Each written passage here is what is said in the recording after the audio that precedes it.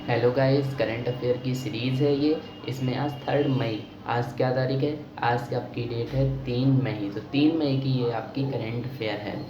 इसमें मैंने आपके मोस्ट इम्पॉर्टेंट क्वेश्चन को ऐड किया है जो आपके एग्ज़ाम में हिट हो सकें। तो देखते हैं कि पहला क्वेश्चन क्या है। आप देख सकते हैं कि पहला क्वेश्चन सीरीज आपका है कि 3 मई को विश्व भर में कौन सा दिवस मनाया जाता है। आपका ऑप्शन नंबर 1 है अंतर्राष्ट्रीय प्रेस स्वतंत्रता दिवस, अंतर्राष्ट्रीय स्वतंत्रता महिला दिवस, अंतर्राष्ट्रीय विज्ञान स्वतंत्रता दिवस, अंतर्राष्ट्रीय सूचना स्वतंत्रता दिवस। और मेरी रिक्वेस्ट है कि जिन लोगों को इन क्वेश्चन के आंसर आते हैं वो वीडियो को देखते जाएं और कमेंट में अपने आंसर करते जाएं। ओके, तो इसका आंसर आपका क्या होगा कि आपका पूछा गया है क्वेश्चन कि 3 मई को विश्व भर में कौन सा दिवस मनाया जाता है। तो हमें लोगों को पता होगा कि अंतर्राष्ट्रीय प्रेस स्वतंत्रता दिवस जो होता है वो 3 मई को मनाया जाता है। अब बाकी ऑप्शन जो बचे हुए हैं मैं उनको भी बता देता हूँ कि आपके ये वाले दिवस कब कब मनाए जाते हैं। अंतर्राष्ट्रीय स्वतंत्रता दिवस सबको पता है कि महिला दिवस जो होता है वो 8 मार्च को बनाया जाता है। सेकंड है विज्ञान स्वतंत्रता दिवस, विज्ञान दिवस जो होता है वो 28 फरवरी को मनाया जाता है। अंतर्राष्ट्रीय सूचना स्वतंत्रता दिवस, और जो अंतर्राष्ट्रीय सूचना स्वतंत्रता दिवस होता है ये आपको 24 अक्टूबर को मनाया जाता है। ओके, आई होप आप लोगों को सारे डाउट क्लियर हो रहे होंगे। अगर कोई भी डाउट होता है तो आप कमेंट सेक्शन में अपना डाउट छोड़ दीजिएगा, मैं उसको देख लूँगा। और अगर आपको वीडियो अच्छी लग रही है तब चैनल को सब्सक्राइब करिए, लाइक करिए वीडियो को और अपने फ्रेंड सर्कल में शेयर करिए। सेकंड क्वेश्चन हम देखते हैं। मैंने लिख दिया है यहाँ पे option number 1 is correct, world press freedom day. ये आप पिक्चर में देख सकते हैं। अब देखते हैं हम सेकंड क्वेश्चन है कि मनरेगा योजना के तहत रोजगार मुहैया कराने में भारत का कौन सा राज्य पहले स्थान पर है। आपसे क्वेश्चन पूछा गया है कि मनरेगा जो होता है, जो गांव में चलता है मनरेगा, जिसमें जो किसान होते हैं या जो मजदूर होते हैं वो वर्क करते हैं, तो इसमें कौन सा ऐसा राज्य है जो सबसे ज़्यादा रोजगार मुहैया करा रहा है मनरेगा के तहत। तो हम ऑप्शन की तरफ चलते हैं, पहले ऑप्शन देखते हैं। अगर आपको इसका आंसर आ रहा है देन आप अपना आंसर कमेंट बॉक्स में लिख सकते हैं। आप ऑप्शन की तरफ हम लोग देखेंगे कि हमें क्या क्या ऑप्शन दे रखे हैं। तो पहला ऑप्शन आपको दे रखा है केरल, दूसरा दे रखा है छत्तीसगढ़, तीसरा दे रखा है आपको गुजरात और चौथा दे रखा है आपको महाराष्ट्र। ओके, तो करेक्ट ऑप्शन इसका जो है वो छत्तीसगढ़। इसके बारे में हम लोग थोड़ा बात भी कर लेते हैं कि ऐसा क्यों। छत्तीसगढ़ एक ऐसा राज्य है जो सबसे ज़्यादा मनरेगा में मजदूरों को रोज़गार देता है।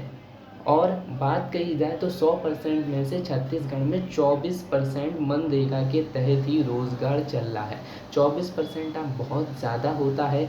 आप लोग समझ सकते हैं कि छत्तीसगढ़ एक ऐसा राज्य बन गया है जो मनरेगा के तहत, और ये अपने इंडिया में कौन से स्थान पर आ गया, पहले स्थान पर आ गया है, जो मनरेगा के तहत सबसे ज़्यादा रोज़गार प्रदान कर रहा है। ओके, नेक्स्ट क्वेश्चन की तरफ मूव करते हैं।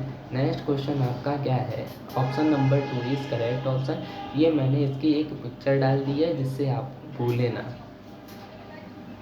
अब आप देख सकते हैं कि आपका थर्ड क्वेश्चन है, आरबीआई ने हाल ही में 104 साल पुरानी किस सरकारी बैंक का लाइसेंस रद्द कर दिया।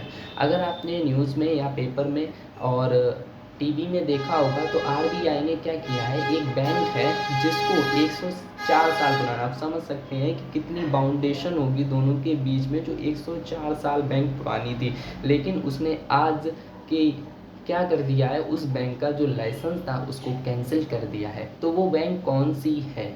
तो नंबर 1 ऑप्शन है CKP bank, bank of Baroda, yes bank, Punjab and Sind bank. तो ऑप्शन नंबर जो 1 है वो एकदम करेक्ट ऑप्शन है। सीकेपी बैंक जो है उसका जो लाइसेंस है वो रद्द कर दिया। अब बात आती है कि इसको लाइसेंस जो है वो रद्द किया क्यों इसने? भाई और बैंकों का लाइसेंस नहीं रद्द किया, इससे क्या दुश्मनी थी जो रद्द कर दिया? कोई तो वजह होगी तभी तो रद्द किया है, ऐसे तो कर नहीं देगा। तो क्या था कि जो सीकेपी बैंक थी उसकी जो नेट वर्थ थी उसमें लगातार गिरावट आ रही थी, लगातार वह डाउन की तरफ जा रही थी। अब आप लोग समझेंगे कि नेट वर्थ क्या होती है। बहुत से लोगों को बोलेंगे यार नेट वर्थ होता क्या है, मुझे तो नहीं पता है। तो मैं बता देता हूँ कि नेट वर्थ क्या होता है। फॉर एग्जांपल मैं लेता हूँ मुकेश अंबानी जी को। मुकेश अंबानी की जो भी प्रॉपर्टी है, जो भी उनका बैंक बैलेंस है, जो भी कैश है उनके पास, जो भी प्रॉपर्टी है, उन सब का एक टोटल अमाउंट कर लिया जाए। और दूसरी तरफ जो भी उन्होंने बैंक से लोन लिए हैं या किसी और से लोन लिए हैं या किसी कर्ज लिए हैं, उनको काउंट कर लिया जाए और उनकी पूरी बैंक बैलेंस, प्रॉपर्टी, बिल्डिंग, पूरा जो कुछ भी है उससे उस बैंक लोन को और किसी भी लोन को माइनस कर दिया जाए। देन जो भी उनका रुपए बचता है, जो भी मनी आती है, उसको ही हम लोग बोलते हैं नेट वर्थ। नेट वर्थ आपने सबसे ज़्यादा न्यूज़ में सुना होगा, टीवी में सुना होगा और आपका पेपर्स में पढ़ा होगा। अगर फ़ोन में कोई न्यूज़ आती है, जैसे अभी आपका एक बंदा था, उसकी जो नेटवर्थ थी वो 19.3 मिलियन थी। तो नेटवर्थ हमें नहीं समझ में आती है कि नेटवर्थ क्या होती है। तो हमने आज आपको क्लियर कर दिया है कि नेटवर्थ क्या होती है। जो भी उसके एसेट्स हैं उसमें से अगर हम लोन को माइनस कर देते हैं तो उस बंदे की नेटवर्थ निकल आती है। ओके, तो इसका फर्स्ट ऑप्शन जो है वो करेक्ट है। जो सीकेपी बैंक है उसका लाइसेंस आरबीआई ने रद्द कर दिया है। पिक्चर देख सकते हैं, मैंने लगा रखी है। नेक्स्ट देखते हैं क्वेश्चन कि बीआरओ की प्रमुख परियोजना प्रोजेक्ट दंतक किस राज्य में कार्य निर्मित की गई है। आप प्रोजेक्ट दंतक के बारे में जानते होंगे। जो प्रोजेक्ट दंतक है वो भूटान की है। तो इसका ऑप्शन तो अब देखते हैं, इसमें ऑप्शन क्या है। पंजाब है, आपका भूटान है, आपका हरियाणा है। 3 ऑप्शन मैंने डाल रखे हैं। तो भूटान जो है वो एकदम करेक्ट ऑप्शन है। जो प्रोजेक्ट दंतक है वो भूटान राज्य में ही कार्य निर्मित की गई है। अब हम प्रोजेक्ट दंतक के बारे में अगर जानते हैं तो प्रोजेक्ट दंतक की जो स्थापना थी वो 1961 में की गई थी। मैं इसके बारे में बता देता हूँ थोड़ी एडिशनल इन्फॉर्मेशन, जिससे आपको ये सारी चीज़ें याद रहें। 1961 में ये की गई थी और ये किसके नेतृत्व में की गई थी। हमारे भारत के प्रधानमंत्री पंडित जवाहरलाल नेहरू जी और जो भूटान के तीसरे राजा थे उनके नेतृत्व में की गई थी। अब ये जो प्रोजेक्ट दंतक है इसका कार्य क्या है, ये क्यों परियोजना जो थी वो लाई गई थी। ये इसलिए लाई गई थी क्योंकि उस समय क्या थी, सड़कों का बहुत ही बुरा हाल था। तो ये परियोजना आपके सड़क निर्माण और हवाई अड्डे निर्माण, सड़क के किनारे दुकानों का निर्माण, मतलब एक तरह से ये जो परियोजना है वो रिलेटेड है आपके विकास से, विकास सड़क निर्माण से। ओके, आई होप आपको क्लियर हो रहा होगा। और आप लोगों से रिक्वेस्ट है, मेरे छोटे भाइयों से, मेरे बड़े भाइयों से, जिन्होंने अभी तक चैनल को सब्सक्राइब नहीं किया है वो जा करके बेल आइकन प्रेस करें और लाइक का बटन प्रेस करें। नेक्स्ट क्वेश्चन देखते हैं। Option 2 is correct option. अब देखते हैं कावेरी जल प्रबंधन प्राधिकरण को अब किस मंत्रालय के तहत सौंप दिया गया है। रेल मंत्रालय, खेल मंत्रालय, जल शक्ति मंत्रालय। कावेरी जो जल प्रबंधन था इसको किस मंत्रालय के तहत सौंप दिया गया है। आपसे ये बात पूछी जा रही है कि ये जो परियोजना, ये परियोजना नहीं है, ये जल प्रबंधन, कावेरी जल प्रबंधन प्राधिकरण। तो मैं बताना चाहूँगा कि इसका जो आपसे पूछा गया है कि ये किस मंत्रालय के तहत कर दिया गया, तो ये जल शक्ति मंत्रालय के तहत कर दिया गया। ऑप्शन नंबर 3 आपका एकदम राइट ऑप्शन है। अगर हम बात करते हैं कि कावेरी जल संशोधन है, संशोधन नहीं, प्रबंधन है। तो कावेरी जल जो प्रबंधन है उसकी निर्माण या उसको मतलब कब लागू किया गया था, इसके बारे में भी तो हमें मालूम होना चाहिए। तो मैं बता देता हूँ कि कावेरी जल प्रबंधन जो था वो आपका 2018 में चालू कर दिया गया था। और ये क्यों चालू किया गया था, इसकी नींव क्यों रखी गई थी। इसकी नींव इसलिए रखी गई थी क्योंकि जो हमारे 4 राज्य थे, आपका केरल था, पुडुचेरी था, तमिलनाडु था और एक और था कोई, शायद मुझे याद नहीं आ रहा है। तो इन तीनों राज्यों में क्या हो रहा था, आपका कावेरी नदी के जल पर विवाद था। तो इस विवाद को दूर करने के लिए ही आपका यह संशोधन या यह प्रबंधन लाया गया था।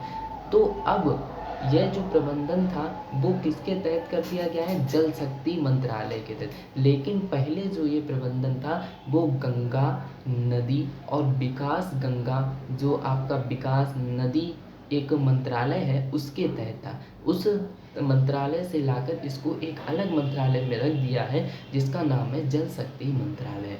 आई होप कोई भी डाउट हो तो मुझे ज़रूर मैसेज करना। और जो भी मेरे टेलीग्राम चैनल पर ऐड नहीं है, मैं इस वीडियो में उसका डिस्क्रिप्शन लिंक प्रोवाइड कर दूंगा और यह जो PDF है वो आपको मेरे टेलीग्राम चैनल पर मिल जाएगी। ओके, तो मैं जो भी अभी तक ऐड नहीं हुए हैं वो जा कर के ऐड हो जाए। मैं इस PDF को उस ग्रुप में प्रोवाइड करूँगा। तो ऑप्शन नंबर 3 इज़ करेक्ट है, मिनिस्ट्री ऑफ वाटर रिसोर्स। तो थैंक्स, आपकी वीडियो यहीं पर। जो भी डाउट है वो मुझसे क्लियर ज़रूर करिएगा। और रिक्वेस्ट है कि जिन लोगों ने भी अभी मेरे चैनल को सब्सक्राइब नहीं किया है जा कर के ज़रूर सब्सक्राइब कर लें, बेल आइकन को प्रेस कर दें कि जैसे ही मैं अपनी वीडियो को अपलोड करूं देन आपके में नोटिफिकेशन आ जाए और आप डेली के डेली अपडेट हो जाएं। तो लाइक कीजिए, शेयर कीजिए एंड फॉलो कीजिए। तो thanks for watching my video.